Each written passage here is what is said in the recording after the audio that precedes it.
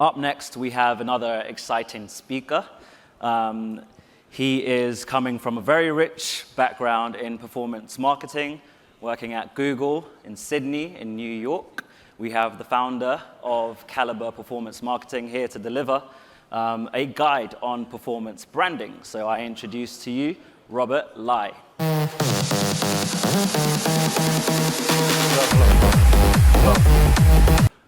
So who am I? My name is Rob Lai. I've had quite a fortunate career in performance marketing. I spent the better half of 12 years working at Google in Sydney, working at Dentsu, Publicis, and also working at Google in New York. I've had the fortunate opportunity to manage over 500 million spend, and that's no exaggeration. And I've been able to see the insides of around 3,000 client accounts. The reason why I left Google in 2020 was not because of the 17 restaurants that I had access to for breakfast, lunch, and dinner. The reason why I left was because I saw the roadmap for the next 4 years, and that was a big black box. And personally, I don't think that's helpful for marketing. So I left. And a part of the time that I spent at Google New York, I created a framework that allowed me to win the award as one of the top consultants in the Americas. So not just the US, but also South America and Canada as well. So I like to claim for the world. But in general, my proudest moments actually came in the last couple months. Number one is I had a little baby girl. So that's her on TV. Thank you. But as I was on paternity leave, my team applied the framework and they won a massive RFP against Group M and MediaMonks. Sorry if they're in the room. But we're a very small team. We're only 25 people and I only moved to Singapore 4 years ago. So I feel like we've made a little small dent in the market. My main objective of leaving was actually to shift budgets and mindsets towards growth. But even then, I wake up in the morning and I find myself thinking, what am I doing with my life, right? Every meeting, we're talking about ROI. We're changing the plan every other month. We're talking about what we're doing next week or next month. We're not thinking big picture. So I'm just wondering, is this just me? Do I see this as a problem, or am I the only one that's a bit lost? So when I was working at the big agency networks, I decided on channels, not just based on what I could do effectively, but based on rebates, where I can get the most kickbacks. And when I worked at Google, they were telling me one day, hey, it's best practice to remove all your negative keywords. I'm like, I'm not going to say that to my clients.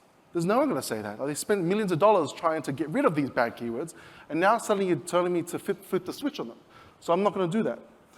And then I constantly get asked the question, how do we scale? So to dive into my problem, I like to break things down into fundamental principles and understand what's wrong. So my background's in marketing, right? I see myself as a marketer. I know I sort of deep dive into performance marketing, but what are the principles of marketing? The principles of marketing have existed since 1950s, right? Started by a bunch of Harvard geniuses that came up with the 4 Ps, and that's stood the test of time even to today. The principles of performance marketing are pegged upon these 2 idiots, right? Whatever they dictate, let's take it first. Whatever they dictate is what we follow, right? So it's no wonder that I find myself confused at times when rules are then changed or flip the switch. But frankly, who are they working for, right? They're working for investors. So how do we get all dragged into this? How did I get dragged into this? Where performance marketing shines is the moment you launch an ad campaign, you get your impressions serving right away. Right? It's exciting, it's exhilarating. You know, there's all these phones out at the moment, and those impressions serve. And you see that as aggregate. You see that as whole numbers. 1 million impressions, 1,000 sales. You see these big numbers come and form, and it's super exciting. So impressions come immediately, clicks come immediately, even sales and leads also come immediately as well. So it's been a big game changer for the marketing industry, and obviously a lot of money has been poured into it since. So where doesn't it shine, right? And so where performance marketing doesn't shine is where the sun doesn't shine. What I know for a fact is if you've been to the toilet, I don't know how much ply of tissues you've used to wipe your bottom, but I know for a fact you're on your phone. And if you're on your phone, I don't think whilst you're at this venue, you're buying anything, right? So I've served impressions to you at an inappropriate time. Other things that I may be missing when it comes to performance marketing, I look at 500 faces in the room, 500 impressions. I see one big number, but I don't know what your purchase intent is. And then lastly is user context. If you're on your phone, you're doing some work, or if you're on a game and you have to get an extra life, and you have to watch this ad, that also comes into play as well. I don't think you have any purchase intent. And this is where performance marketing fails. When it comes to measurement, right? If anyone's run any performance marketing campaigns before, a 2% CTR on Meta or TikTok or LinkedIn is a fantastic result. Really good result, right? So the first thing I ask myself is, why did it perform well? What was the traffic like? I'd also ask, what can I test for? What can I A/B test for to try and get more CTR? And then finally, did we get some conversions, right? Now, this really took me astray because for 12 years, this is how I've been processing things in my mind. What I've never come to think of and question was, what happened to the other 98%? What did they do? What were they doing? Why didn't they click? Did they see my ad? Did they absorb the ad? 98% of users don't click, right? Last I checked, when we pay for CPM, we pay on a CPM basis, which means it's cost per 1,000, right? Which means this whole time for 2%, with my very simple maths, it means I've been focusing on 20 of the 1,000 things that I bought. It's like going to McDonald's, buying a meal, eating half a French fry, throwing out the rest, right? That's what I've been doing this entire time for the last 12 years. So it begs the question, what are these people doing, right? Whenever I walk into a meeting and someone mentions the word ROAS, I cringe. Let's not talk about ROAS today. But when it comes to how I would optimize campaigns in the past and how performance marketers look at this data, they would look at this and say, hey, let's spend as much money as we can on branded search and let's cut out YouTube. I'll repeat that again. Let's spend as much money as we can on branded search, on our own brand name, right? The biggest con of the 20th century in my mind is Google getting us to pay money for our own name. And I can tell you, right, some brands are spending $100,000, $200,000 on their own brand name. Now, would we all agree that a metric that we can use in digital marketing to show that we're building a relationship with our customer would be engagement time? And when we look at this number and we cut out YouTube, right, which frankly gives a lot more engagement time, and when we compare that to a channel like brand search or Google search, when you're on Google, right, how long are you actually there for? You're going on Google, you're reading parts of the headline, you're definitely not reading the description. When you're on a channel like YouTube, you are there for a minimum of 5 seconds. And in my mind, YouTube is by far still the most undervalued platform on the internet. So it begs the question, do metrics like ROAS actually contribute towards driving profit, right? So the fact is, when it comes to performance marketing, not everything comes immediately. The deeper the action, the longer it takes for us to see the result. And why is that the case? So performance marketers get stuck in this hamster wheel, right? I need more return on ad spend. The fact is, in order to grow, you need more audience, right? And that leads us to a rule. The rule in marketing that exists is the 95-5 rule. What it states is only 5% of your audience is in market. The other 95% are not ready to buy. And I think, as a room of SEO people, I think we can honestly say that's a pretty fair rule, right? I would say it's fairly accurate, right? It's research, it's backed up. What I observe and what I see from my clients is a lot of money is being spent on the 5%. And that's the reason why Google's also built this black box and not giving you any data, because you're buying more and more of their shitty inventory, right? And that's the truth. So when it comes to what we want in marketing, what we want for our jobs and our contribution towards growing an organization, do we want long-term growth or do we want short-term wins? When it comes to long-term growth, you need to brand build. But brand build comes at a very short-term cost to your ROAS. But here's the kicker. Here's the alternative view. Discounts are direct short-term and long-term cost to your brand's perceived value. And there's a good example that I can use here. If anyone's observed, Apple has been serving one particular message over the last 4 years. And that message has been on privacy. Now, I'm assuming a lot of people here have iPhones. But if you guys have seen, Huawei has come out with some pretty cool devices, right? There's a new trifold phone if you guys want to wear. None of you are willing to bet that Huawei is more privacy safe than Apple. But the truth is, none of us have the facts. You can't prove that Huawei isn't as safe as Apple is. It's in your head, and you've been drilled for the last 4 years that Apple's more privacy safe. So it begs the question, what do we want? Long-term growth or short-term wins? How many ads does the average user see per day? Okay, the answer is 4,000, 10,000. 4,000 to 10,000 ads that we see per day on average. Like, to me, when I saw this figure, it's a mind-blowing number. I'll try not to swear, but it's a large number, right? It's huge. Next question. How many ads does the average user click on per day? You guys are all smart, you guys are all marketers. How many ads do you guys click on per day, right? So just FYI. But the answer is 1 to 2. So what is the real problem here, right? Is it our competition? Should we be worried about what they're doing? Or should we be worried about our competition for attention? There's so much noise in market. There's so much noise that we're exposed to. You can't even remember the last ad that you saw. So we need to shift our problem to the real, we need to shift our attention to the real problem. The real problem is noise. We need to shift mindsets, but that's easier said than done, right?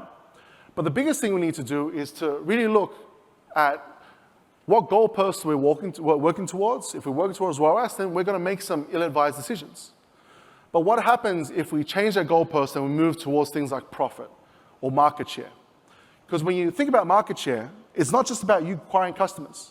You need to acquire customers and you need to keep them, right? Because your competitors are going after them as well. So how does that change your strategy? How does it change your decision-making when you try to factor those things in? So why do the best brands succeed? So there's a term in investing called dollar cost averaging, right? Basically it means that you're not trying to buy high or low, you're buying everything. You're buying consistently, either every week, you're buying a stock, or every month, and whether the stocks are high or low, you're buying the dips and you're also buying the troughs, right? So long-term investors, they always win. What the best brands do, and the example I just gave at Apple, is they consistently buy. Whether it's expensive to buy or whether it's cheap to buy, they don't care. As long as they're buying your time and your engagement, and they're doing that, then they're always in front of you and they're always top of mind. And that's what the best brands do. So that leads us to performance branding, right?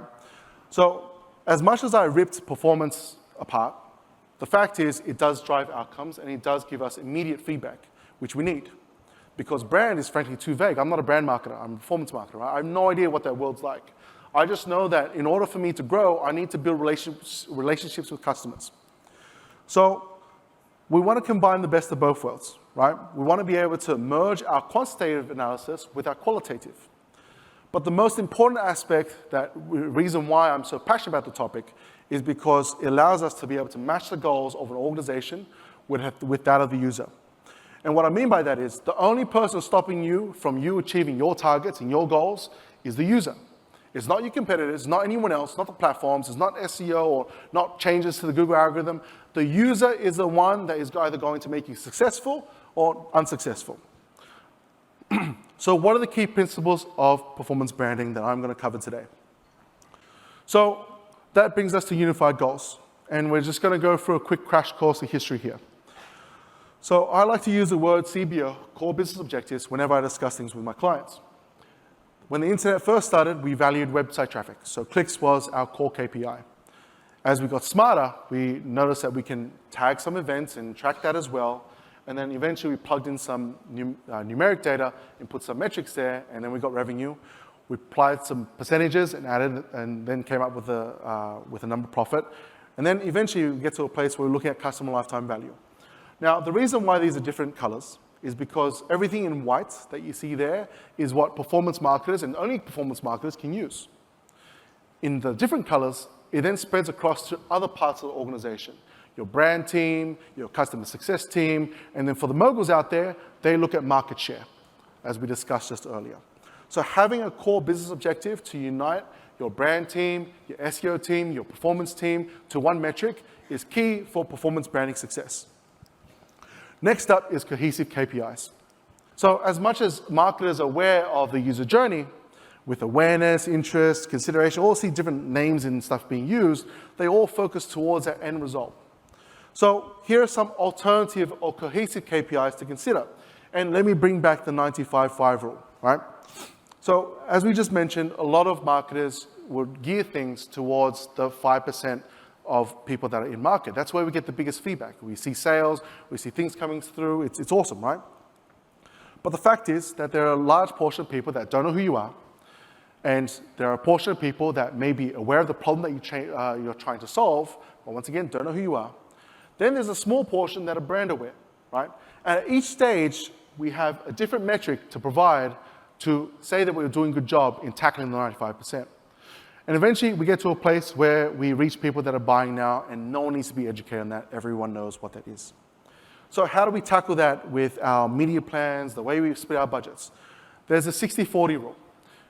And the 60-40 rule is an answer to the 95-5 rule, and it also applies the principles of dollar cost averaging. So once again, dollar cost averaging is making sure that we continue to buy user engagement, right? And when it comes to the 95-5 rule, we identify that majority of people are not in market. And we agreed that we want both long-term growth and also short-term wins. So balancing ROI with brand growth is important, right? And trust me, to get to 60-40 is a long journey. I may need to spend the next 5 years doing talks like this to get there, but it's worth the effort. We need to get to a place where we are constantly driving engagement, yeah? Conversions are important, they're needed for the organization, so let's not ignore that. But let's not spend 90% of our budget on it, because then we're never gonna grow. And organizations have pretty ambitious targets every year. So by doing this split, we're able to make sure that we're able to keep money focused on engagement and spend a proportion of time to also be successful in engagement as well. And that's the next part that I'm gonna cover, is how do we allow ourselves to get more returns from our engagement activity? We need to enable creatives first. Creatives don't understand the metrics that you all understand. They don't understand CTR, they understand all the fluffy stuff that we don't get, right? So we need to enable them a bit more. There are two questions that we must ask ourselves. Are we limiting creativity by optimizing for CTR? Trick question, the answer is yes. How can data inform creativity without losing emotional impact, right? What we mean by that is, with the 98% of users that didn't click, are we able to identify what they've done? So that leads us to another principle, and this is one that I came up with. It's called the video first principle. So these are two identical ads, right? They're both static. There's a difference between the two, and I'll cover it in a second. Both can measure impressions. Both can measure likes. Both can report back to you on how many people commented. Both can give you clicks, and both you can also remarket to the audiences later. Now, you add a bit of background music, and then you create the ad on the right. What does the ad on the right tell us? So let's go through what we just learned, right? You guys identified that you scroll pretty damn fast. So would it be valuable to know that that person stopped their scroll and paused for 3 seconds, right, from whatever they're doing, to absorb the content that was available? That's what adding a bit of background music does. By adding a bit of background music, we're able to then understand how long people have viewed that ad, and that's the biggest difference between impressions to CTR. There's such a big range, right? It's such a big commitment to click on an ad. So if we can see that someone stopped their scroll, you can suddenly give this feedback to your creative team and say, hey, I know this ad didn't drive clicks, but this ad did stop people in their tracks, and I think that's valuable. My ad was seen, right? People don't look at this. That also allows us to also see how many people watch the full ad. It also allows us to be able to see, to create an audience. So that way we don't need to serve the same ad to that person again, right? Just because they didn't click. We give them something different because they bid on the first one. So how else can we enable creativity? This is an example of a client that's in fashion, this is a storyboard. So the first storyboard is introducing a problem. And we got some message tags that we've used here, right? The message tags are too small for me. Let me move out of your way, sorry. The message tag is identifying pain points. This is on TikTok, and the interest is in fashion. Eventually, the brand introduced itself for the first time and also introduced the product, which is the solution. And then they show the key value props, product experience, and then you talk about the brand again. Now, that's the qualitative side of it, right? What's the quantitative side? Well, we know for a fact that user attention is limited. The moment we launch an ad, we're serving to 100% of the audience. Only 88% of the audience stays on for 3 seconds. There's another drop-off at the 6-second mark where the ad's chopped up. Sorry, it's supposed to say 6 seconds. Where a big drop-off to around 72% people stayed. And then when it gets to the 11-second mark, only 11% of people stay, right? And when it comes to 15 seconds, only 3% of people watch the full video. So pairing these two different pieces of information, we're able to come up with a report like this. And what does this report tell us? This report tells us which messages resonate, what do the audiences know about our brand and our product. It allows us to be able to identify warm and cold audiences. It also allows us to adjust our messaging for the next video because it's very clear that in this case, not many people know about the experience of using us. And then lastly, and my favorite, is sequential ad experience. I don't need to follow up with the same ad again. I can give a different ad to give a different message to have different messages absorbed. And that leads us to audience equity. So our traditional audiences and the way we think about audiences in performance marketing are website visitors, right? Remarketing, very obvious one. And when it comes to remarketing, I get someone to visit my website, then that person visits multiple pages, right? Then I'm able to be a bit more targeted with my remarketing. And then eventually they'll purchase, and then eventually I'll be able to collect those email addresses and turn that into an audience as well. This is just one part of the funnel. And as we identified this, when we served 1,000 ads, only 20 click. If only 20 click, then this is a very, very small portion of our audience. So this is called the reward engagement principle. Super long, but it's important. We serve video views. We're able to identify how many people have watched that video. For the people that have watched the full video, we're able to see and serve them something different. When it comes to people that have engaged with our page, engaged with our content, we can also track that as well.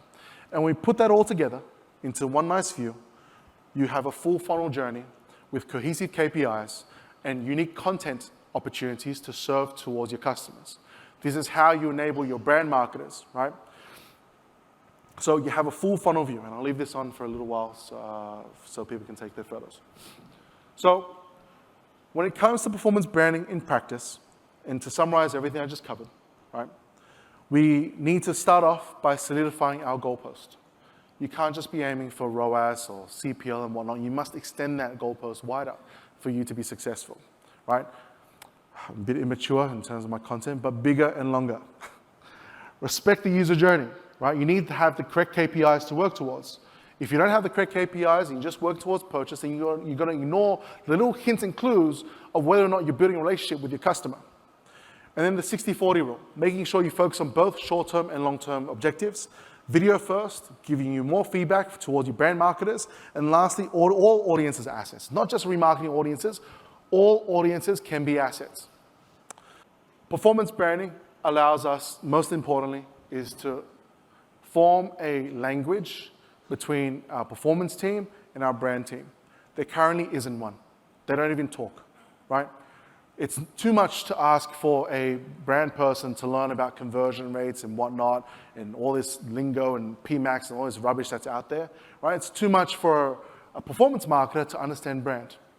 So this allows us to be able to have something where both can talk to each other, right? and allows them to have a unified discussion, right? It allows us to bring people together.